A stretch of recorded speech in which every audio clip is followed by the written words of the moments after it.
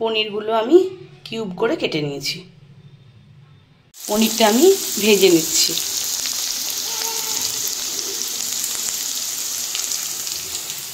আর এখানে কিছুটা পনির ভাজা হয়ে গেছে, লবণ জলে দিয়ে দিয়েছি পনিরটা।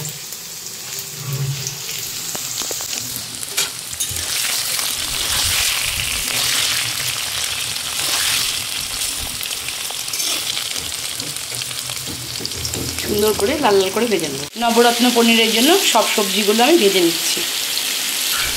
এখানে ভাজা হচ্ছে, এখানেও ভাজা হচ্ছে। সব সবজিগুলো আমার ভাজা হয়ে গেছে। আমি এর মধ্যে দিয়েছি আলু, পটল, গাজর, বিট, ক্যাপসিকাম, বরবটি, মটরশুঁটি। মটরশুঁটিটা এখন দেওয়া হয়নি, দিয়ে দেবো। মটরশুঁটি আর পনির দিয়ে হচ্ছে নবরত্ন পনির। সবজিগুলো কালারগুলো, পনিরটা দেখিয়ে দিয়েছি, লবণ দিয়ে ভেজানো আছে। দেখুন বন্ধুরা কীরকম কেমন লাগছে সবজিটা দেখে, না কালারফুল। পনিরের জন্য আমি মশলাটা রেডি করে নিচ্ছি। আমি জিরে ফোড়ন দিয়েছি, জিরে তেজপাতা ফোড়ন দিয়ে দিয়েছি। আর কড়াইয়ে দিয়েছি লবণ, চিনি, আদা বাটা, টমেটো কুচি, জিরে গুঁড়ো, ব্যাস এই মশলা। পরে যখন আবার মশলা দেবো আপনাদেরকে দেখাবো। আমার পনিরের মশলাটা কষা হয়ে গেছে। এবার আমি এর মধ্যে দেবো, দেখাও ওখানে কি আছে। এর ভিতরে আছে কাজু বাদাম, পোস্ত, চারমগজ বাটা। এটা এবার আমি দিয়ে দেবো।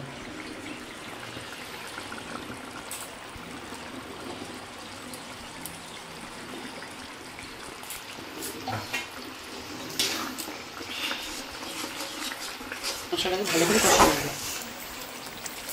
আমার পনিরটা একদম রেডি হয়ে গেছে। এবার আমি দেব কাসুরি মেথি।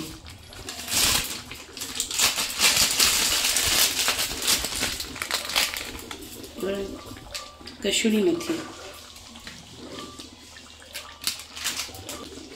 বাটার,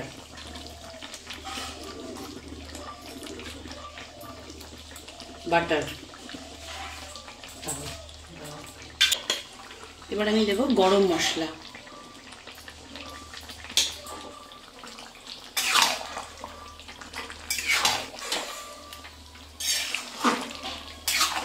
আমার তরকারিটা পুরো রেডি হয়ে এসেছে।